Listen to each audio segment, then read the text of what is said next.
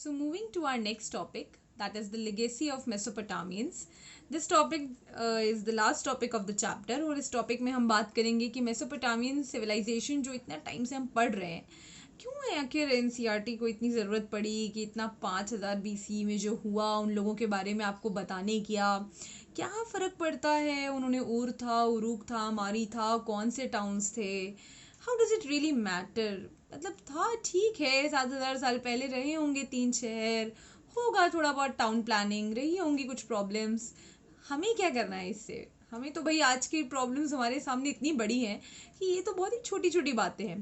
तो क्या इतनी ज़रूरत है सीबीएसई को कि इतना सोचने की कि आपके एनसीईआरटी में मेसोपोटामिया नाम का एक चैप्टर होना चाहिए, जिसका नाम ही इतना अजीब है, जिस सिविलाइजेशन का, उसके बारे में आखिर पढ़ने की ज़रूरत क्या है। तो पढ़ने की ज़रूरत है स्टूडेंट्स, बिकॉज कहीं ना कहीं क्या होता है, हिस्ट्री का बेसिक फॉर्मूला ही यही है, इसका सब्जेक्ट का फंडा यही है कि आपको पढ़ ही आप इसीलिए रहे हो बिकॉज जो आपके एंसेस्टर्स ने कुछ अच्छा सीखा, राइट।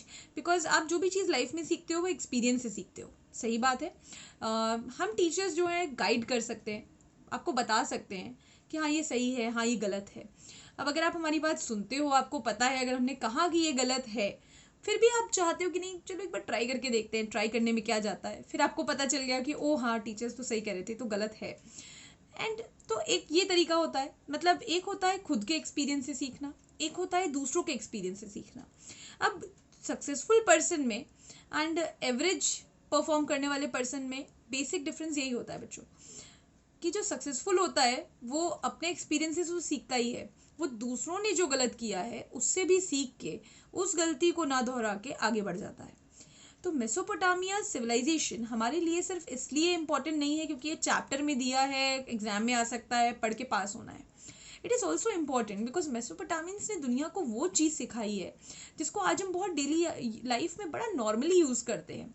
एंड हमें पता होना चाहिए कि हमें किसके लिए थैंकफुल होना है, हमें किन्हें कर्ज करना है। वो चीज़ें मेसोपोटामियंस ने हमें दी हैं। अब कर्ज करना है मैंने क्यों बोला, ये आप मुझे वीडियो के एंड में बताएंगे।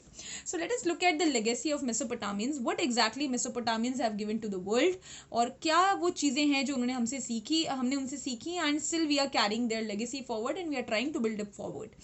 सो the first prime thing which Mesopotamians has given is the prime urban centre.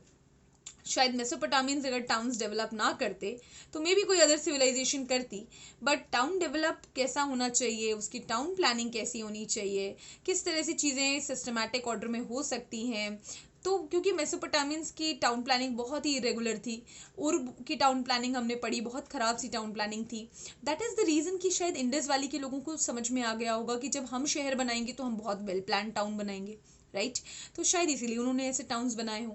अब इंडस वैली के लोगों ने इतने बढ़िया टाउन्स बना दिए कि आज के डेट में आपके इंडिया में चंडीगढ़, बेंगलुरु एंड सिमिलरली कई अदर टाउन्स हैं जो इंडस वैली की टाउन प्लानिंग पे बने हैं। एंड वर्ल्ड में एक ऐसा टाउन है जो इंडस वैली की टाउन प्लानिंग पे बना है। तो आप मुझे फाइंड आउट करके बताइएगा कि वो कौन सा शहर है जो इंडस वैली की टाउन प्लानिंग का हूबहू रेप्लिका है, राइट। तो मेसोपोटामियंस ने दुनिया को अर्बन सेंटर से इंट्रोड्यूस कराया। शायद अगर ये सिविलाइजेशन ना होती तो शहरों का कॉन्सेप्ट क्या है ये पता ना चल पाता इतनी जल्दी। तो बिकॉज आज से 7000 साल पुराना एक शहर डेवलप हुआ मेसोपोटामिया में, ये उनका सबसे बड़ा कॉन्ट्रीब्यूशन था। Beside that, they even developed the agricultural techniques such as they started a lot of irrigation practices because they were living in a semi-arid area. तो डेजर्ट है इनके एरिया में, रिवर हर जगह नहीं है, ग्रासलैंड्स हैं बहुत बड़े। तो इरिगेशन टेक्निक इन्होंने डेवलप की, जैसे कि कुएं का पानी यूज़ किया जा सकता है, राइट। कैनाल्स यूज़ की जा सकती है, यूफ्रेट रिवर से कैनाल्स निकाल निकाल करके भी एग्रीकल्चरल फील्ड डेवलप होती है। रेन वाटर हार्वेस्टिंग का कितना बढ़िया सिस्टम था कि घर की शेड को अंदर की तरफ बना दो तो कुएं में पानी भर जाएगा, तो वो पानी यूज़ हो जाएगा। तो इतना दिमाग उस टाइम पे लगाना एक अपने आप में बड़ी बात है। और आप देखिए आज की डेट में भी अगर आप ज्योग्राफी जब पढ़ते हैं 6, 7, 8 में, तो कुछ बहुत नया नहीं पढ़ते हैं आप इरीगेशन प्रैक्टिसेस के बारे में, wells, canals, rain water harvesting, यही तो चीज़ें हैं जो आज भी चल रही हैं। तो ये सब चीज़ें हमने कहाँ से सीखी हैं? These all things we all have learn from the Mesopotamian civilisation, no doubt about that.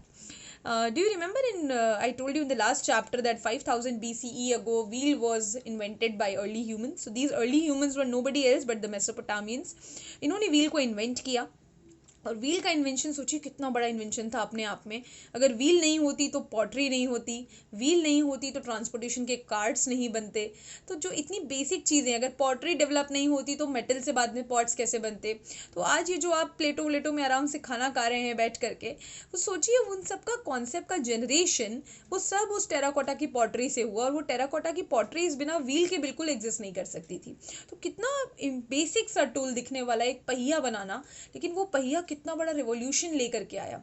अगर कभी टाइम मिले तो बीबीसी की डॉक्यूमेंट्री है the biggest revolution of in the world, wheel, उसको उन्होंने बिगेस्ट रिवॉल्यूशन कहा है, क्योंकि अपने आप में व्हील एक बहुत बड़ा चेंज लेके आया दुनिया की बेसिक इन्वेंशन टेक्नोलॉजी में, जो हमें एकदम देखने में नॉर्मल लगती है। देन मेसोपोटामियंस ने एक बहुत इंटरेस्टिंग एपिक लिखा, पहला एपिक लिखा एक्चुअली दुनिया का। एपिक क्या होता है? Epic is basically poem that is written in form of a story. तो बैलेट की तरह आप समझ सकते हैं, लेकिन the poem is actually exceeds in lot of number. जैसे महाभारत एक लॉन्गेस्ट एपिक है वर्ल्ड का, क्योंकि उसमें 1 लाख श्लोक लिखे गए हैं। सिमिलरली वर्ल्ड का सबसे पुराना एपिक गिलगमेश एपिक है, जो मेसोपोटामियन सिविलाइजेशन में मिला। तो ये एपिक भी आज से 7,000 साल पुराना है। एंड गिलगमेश जो है वो उरूक का राजा था, जैसे उरूक का राजा एनमरकर था, मैंने आपको बताया लास्ट वीडियो में। उरूक खुद भी एक किंग था। Similarly Gilgamesh was also the king of Uruk. And Gilgamesh को कहते हैं कि he was 1/3 of human and 3/4 of god. तो उसके अंदर भगवान ही रहते थे। एंड गिलगमेश बहुत पावरफुल था, उसने आसपास के सारे किंगडम्स को डिस्ट्रॉय कर दिया था। सो गिलगमेश इनाना गॉडेस का फॉलोअर था। एंड गिलगमेश को लगता था कि he has conquered all the worship. And that is why Gilgamesh decided that he want to remain forever alive. तो नेक्टर की खोज में, अमृत की खोज में वो निकला एंड उसने अपना एक कैंपेन प्रेजेंट किया। सो वो नेक्टर की खोज में जब निकला और उसने बहुत सारे ओशंस क्रॉस किए, कई जगहों पे ढूंढा, तो एक वो एपिक कहता है कि भगवान जो हैं सब डर गए। जो गॉड थे Uruk and Inanna, they all got scared. And उन्हें लगा कि अगर गिलगमेश ने नेक्टर ढूंढ लिया तो वो तो फिर 1/3 ऑफ ह्यूमन जो रह गया है वो भी नहीं रह जाएगा, फिर तो वो भी उनकी तरह भगवान ही बन जाएगा। And it will be very difficult, क्योंकि अगर वो भगवान बन गया तो फिर भगवानों का क्या होगा, क्योंकि गिलगमेश तो बड़ा पावरफुल है। तो गिलगमेश को रोकने के लिए इनाना गॉडेस को भेजा गया, सो दैट वो गिलगमेश को इम्प्रेस कर सके, वो गिलगमेश को अपने जाल में फंसा ले। एंड गिलगमेश को जो है वो नेक्टर की खोज से एकदम से भटका दे और उसका जो अपना एम है वो भुला दे। बट ऐसा कुछ हुआ नहीं। इनाना गॉडेस फैन हो गई गिलगमेश की। सो गिलगमेश यहाँ हीरो की तरह बिल्कुल बाहर आए एंड गिलगमेश ने जो है अपनी खोज जारी रखी। ऐसा कहते हैं एपिक का एंड होता है इस बात से कि गिलगमेश जो है ओशन में चला गया नेक्टर की खोज में, और वो आज भी जिंदा है और वो आज भी उस को ढूंढ रहा है नेक्टर को। सो सीम्स लाइक शायद मिस्टर गिलगमेश को नेक्टर तो नहीं मिला, बट गिलगमेश की स्टोरी ये ज़रूर बताती है कि मेसोपोटामियंस बिलीव करते थे गॉड में, नेक्टर में, पॉइजन में, इन चीज़ों में वो बिलीव करते थे। दे डू बिलीव कि कुछ तो ऐसा पोशन होगा जिसको पी लेने से हम हमेशा जिंदा रह सकते हैं। And they do had a lot of faith on Gilgamesh.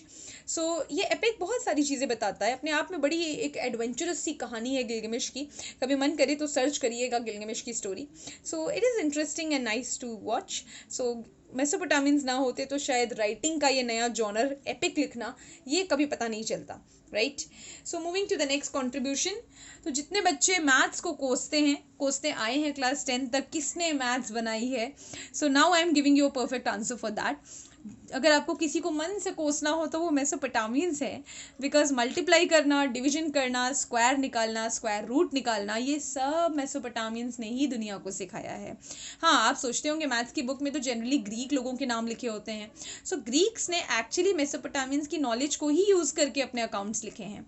So Greek writing से ज़्यादा पुरानी 1800 BCE की मेसोपोटामियन राइटिंग है, and universally it is accepted कि actually it is the Mesopotamians who devised all these formulas of multiplication, division, square and square root. So yes, you can very much say कि maths create करने वाले लोग और कोई नहीं, Mesopotamians ही थे। Okay, now moving to the next contribution. Mesopotamians ने स्कूल का कॉन्सेप्ट भी इंट्रोड्यूस किया। सो जितने बच्चों को स्कूल से नफरत है वो भी मेसोपोटामियंस पे ही ब्लेम डाल सकते हैं, बिकॉज मेसोपोटामियन ने एक्चुअली स्कूल का कॉन्सेप्ट निकाला है कि where children can come, they can learn, they can have exams, and that is how the concept will run. So there will be a teacher, there will be a student, there will be a setup of exam, there will be a way, setup of classroom, these all things were created by Mesopotamians. So ये concept Mesopotamians ने introduce किया. So scribe के जो schools उनके यहाँ चलते थे जहाँ लिखना बच्चों को सिखाया जाता था, ये सबसे पुराना स्कूल का concept Mesopotamians ने दिया है दुनिया को. Then the next concept is the concept of astronomy.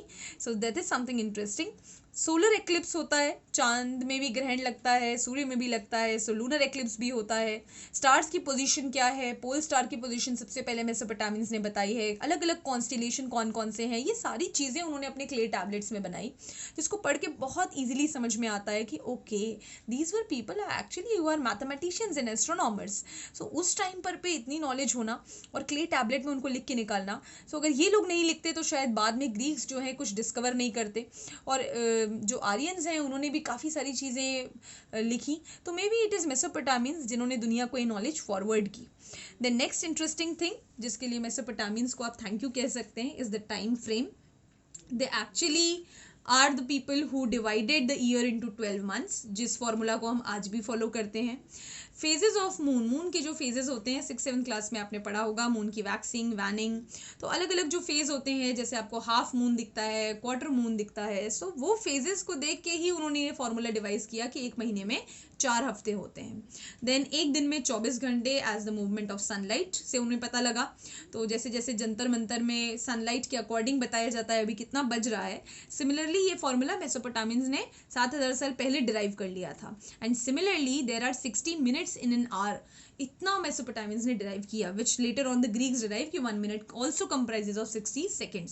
सो आप देखिए minute, hour, week and month, यहाँ तक की पूरी टाइम फ्रेम मेसोपोटामियंस ने दुनिया को दी, जिस बेसिस पे बाद में कैलेंडर डेवलप हुए और जिन कैलेंडर्स को हम आज भी फॉलो करते हैं.